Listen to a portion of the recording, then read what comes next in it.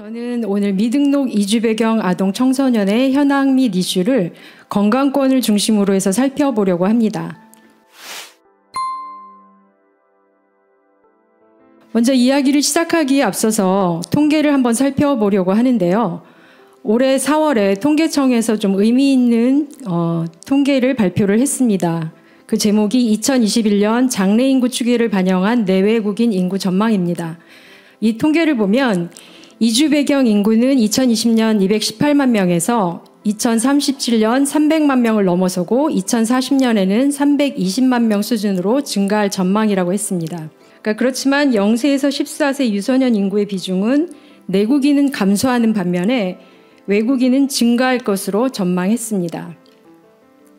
바로 이 통계가 그것인데요. 그래서 이주 배경 인구의 학령 인구는 2020년 30만 명에서 2040년에는 47만 명으로 향후 20년간 약 1.6배 증가할 전망으로 나타나고 있습니다. 이 장래 인구 전망이라고 하는 이 통계가 주는 시사점은 결국 이주 배경 아동 청소년을 배제한 채 우리 사회의 지속 가능성을 논의할 수 없다라는 것을 의미하는 것이고요. 그래서 이주 배경 아동 청소년에 대한 포용과 상생이 우리에게는 굉장히 중요한 핵심 과제다라고 할 수 있겠습니다. 그럼에도 불구하고 아직 우리 사회는 인권과 복지의 사각지대에 존재하는 미등록 이주 배경 아동 청소년이 있기 때문에 이 문제 해결을 해야 될 필요가 있습니다. 그래서 이주 배경 아동 청소년에 대해서 다시 한번 우리가 좀 확인하고 또 인식해야 될 것은 먼저 이주 아동은 이주민이면서 동시에 아동이라는 것입니다. 그렇기 때문에 국적 및 체류 자격과 무관하게 아동으로 보호하고 권리를 보장해야 합니다. 이주 배경 아동 청소년은 한국 출생 또는 이주를 스스로 선택하지 않았기 때문에 한국 체류에 대한 책임을 이들에게 묻는 것은 당연히 부당하고 그렇기 때문에 이들에게 책임을 물을 수는 없다라는 것입니다. 그리고 이들은 이제 대부분 한국에서 교육을 받으며 한국인으로 자라고 있기 때문에 이에 대한 지원이 그냥 낭비가 아니라 바로 우리의 미래에 대한 투자라고 볼 수 있겠습니다. 앞에서도 말씀을 드리셨지만 이주 아동, 특별히 이제 미등록 이주 아동들은 국적 없이 한국에서 살고 있는 18세 미만의 사람을 이야기하고 있고 물론 미등록이기 때문에 공식적인 통계는 없습니다. 그렇지만 전체 이주 아동 중에서 미등록 이주 배경 아동 청소년은 약 현재까지로 살펴보면 2만 명으로 추정하고 있습니다. 그래서 이들의 이제 건강 관련 이슈를 좀 구체적으로 살펴보면 가장 크게 그리고 가장 먼저 다가오는 것은 보험 가입 불가의 문제입니다. 미등록 이주 배경 아동들은 태어나면서부터 기본적인 서비스에서 제외되어 있기 때문에 건강보험 가입이 불가하고 또 치료비 부담이 있어서 치료를 못 받거나 조기 종결하는 그런 상황이 발생합니다. 이거는 구체적인 이제 사례들인데요. 보시는 대로 의료보험을 포함한 의료 서비스 혜택을 받지 못해서 과중한 진료비를 부담했다. 한 달 소득에 육박하는 병원비의 부담으로 식사를 굶기도 하였다. 그러니까 이 미등록 이주 가정에서 아이가 아프면 기본적인 일상생활을 할 수 없을 만큼 그렇게 큰 위기에 봉착한다라는 것들을 이 사례들이 이야기를 해주고 있습니다. 그 다음 또 다른 사례도 사고로 인해 혈안바늘을 꼬매야 했는데 응급실에서 진료비용만 70만 원이 청구됐고 진료비가 부담돼서 병원에 가지 못하고 약국에서 약을 먹었다. 뭐 이런 이야기들은 우리가 2020년에 그 인권위원회에 미등록 이주아동 청소년 기본권 보장을 촉구하는 기자회견을 할 때 나왔던 사례들입니다. 그래서 출생 관련을 보면 보통 그 미등록 이주 가정의 여성들이 임신 과정의 모성 보호가 굉장히 취약합니다. 그러다 보니까 유사산, 신생아 질환의 확률이 높고 또 조산아 출생이 굉장히 많습니다. 저희가 지원하는 많은 사례들 중에서도 조산아가 많아서 거기에 대한 치료비가 굉장히 부담이 많이 되고 있죠. 또 태어나면서부터 신생아 중증 질환을 가지고 태어나기 때문에 그런 부담이 있고 또 최근에는 상급 의료기관에서 국제수가라는 것을 적용을 해서 굉장히 의료비 부담이 높아지고 있는 것이 현재의 추세입니다. 그 다음에 이제 가장 중요한 것은 의료비 부담인데요. 지난 1년간 경제적 어려움 경험 여부를 및 유형을 묻는 질문이 있었습니다. 이것은 이제 2021년 이민자 체류 실태 및 고용조사 결과에서 이 질문이 나왔었는데 병원비가 부담이 되어서 진료를 받지 못함이라고 대답한 외국인이 37.8%, 귀화 허가자는 32.4%였습니다. 결국 경제적인 어려움 중에서도 병원비 부담이 이주 배경 아동 청소년의 건강 서비스 접근과 이용에 가장 큰 장애가 된다는 것을 확인할 수 있습니다. 그다음에 코로나19 시기에 공공의료 서비스 접근이 제한되면서 보건소에서 그동안 17종의 필수 예방접종을 무료로 받을 수 있던 것이 이제 중단이 됐었죠. 그러다가 다시 이제 재개가 되어서 지금은 받고 있습니다. 그 다음에 이제 건강 관련 이슈로는 심리정서 문제를 살펴볼 수 있을 텐데요. 미등록 이주 배경 아동 청소년들이 경험한 이제 심리정서의 문제는 주로 일상생활에서의 차별 경험, 학교에서의 따돌림, 폭력 피해 경험, 우울 경험이 높고 심리적 측면과 사회성 발달에 어려움이 커서 이런 것들이 다 심리적인 면에 영향을 미친다라고 그렇게 볼 수 있겠습니다. 그래서 이러한 심리정서 문제는 조기 발견 그리고 개입, 적절한 상담과 치료가 필요할 텐데요.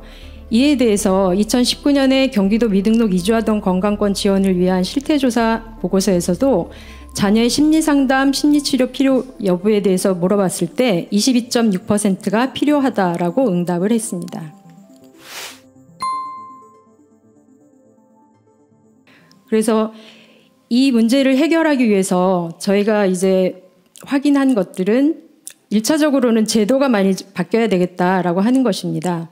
그래서 제도 해결을 위해서는 법들이 많이 바뀌어야 될 텐데요. 지금 한국에 있는 여러 가지 법들은 대부분 특별히 또 복지와 의료에 관한 법률들은 전부 다 국민이 그 대상입니다. 그러다 보니까 외국인들이 포함되지 않는 경우가 많이 있고요. 그런 것을 가장 우선적으로는 국민에 해당하는, 그러니까 국민만을 지원하는 것을 좀 폭을 넓힐 필요가 있고, 그 다음에 미등록 이주 배경 아동 청소년의 건강 문제를 살펴보면서 우리가 구체적으로 조금 더 손질을 해야 되겠다라고 하는 법안들에 대해서 좀 구체적으로 살펴보았습니다. 바로 이 내용인데요. 국민건강보험법 제109조 제5항 제1호 및 동법 시행령 제76조의 개정을 통해서 미등록 이주아동도 체류 자격에 관계없이 건강보험 가입을 통한 건강권을 보장받을 수 있도록 해야 한다. 그러니까 이거는 2019년에 이제 건강보험법이 개정됐고 또 그것과 관련해서 유엔 인종차별철폐위원회에서도 내외국인 차별 없이 특별히 아동들은 이주 배경 아동들은 건강 서비스를 받을 수 있도록 건강보험에 가입할 수 있도록 해야 된다라고 하는 권고도 있었는데 그것과 맥을 같이 한다고 볼 수 있습니다. 그다음에 두 번째로는 장기 체류 재외국민 및 외국인에 대한 건강보험 적용 기준 제5조의 2와 제6조를 개정하여 지역 가입자 세대 인정 범위를 확대하기 위해 가족관계 증명 서류와 방식을 다양화하고 이주민의 건강보험 지역보험료 산정의 차별적 조치를 개선해야 된다. 저희가 이 내용들은 이제 건강보험법이 개정되면서 여러 가지 부작용들이 생기고 특별히 이제 거기서 제외되는 가족 범위 이런 것들 때문에 이제 이 안을 저희들이 계속 제안을 하고 주장을 했습니다. 그다음에 의료급여법 제3조를 개정해서 의료급여 지원 대상에 이주 아동이 포함되도록 해야 한다라고 저희가 이제 제안을 하고 있습니다. 그다음에 국민건강증진법 제4조 국민건강증진계획 수립 규정에 이주 아동을 포함한 이주민의 건강증진 계획의 수립을 의무화하도록 명시하는 것이 필요하겠다라고 하는 것입니다. 보통 보면 앞에서도 말씀드렸듯이 모든 법이 다 국민을 대상으로 하기 때문에 지역 안에서도 그러니까 국민만 그리고 외국인은 좀 차별적으로 한다라는 것들이 많이 저희가 확인이 됐기 때문에 앞으로는 조금 더 포용적인 사회를 위해서 이런 법들의 개선 또 개정이 필요하겠습니다. 그리고 지역보건법의 대상이 되는 지역 주민의 이주 아동을 포함한 이주민이 명확히 포함되도록 제2조 규정을 개정하고 제7조 제3항에 따른 지역보건의료개혁 계획 수립 시에 그 대상을 체류 자격과 무관하게 지역에 거주하는 이주민과 이주 아동을 포함하도록 개정할 것을 저희가 또한 제안하고 있습니다. 그리고 앞에서도 살펴본 바대로 코로나 시기에 그러니까 17종의 필수 예방접종 시행이 중단됐었다. 보건소에서는 할 수 없었다라고 말씀을 드렸는데요. 그 근거가 되는 것이 바로 2000년부터 시행 중인 외국인 근로자 건강관리 지침입니다. 그러니까 이것이 그때부터 생긴 것은 그러니까 보건소를 통해서 이주 노동자와 가족들이 가장 필수적인 보건의료 서비스를 받을 수 있도록 하자라는 취지였었는데 일부 보건소는 그러니까 이주민들이 많이 없는 지역의 보건소에서는 담당자들이 이를 아직도 인식하지 못하고 있거나 또는 뭐 예산 부족의 문제로 실질적인 혜택이 주어지지 않는 경우들이 많이 있습니다.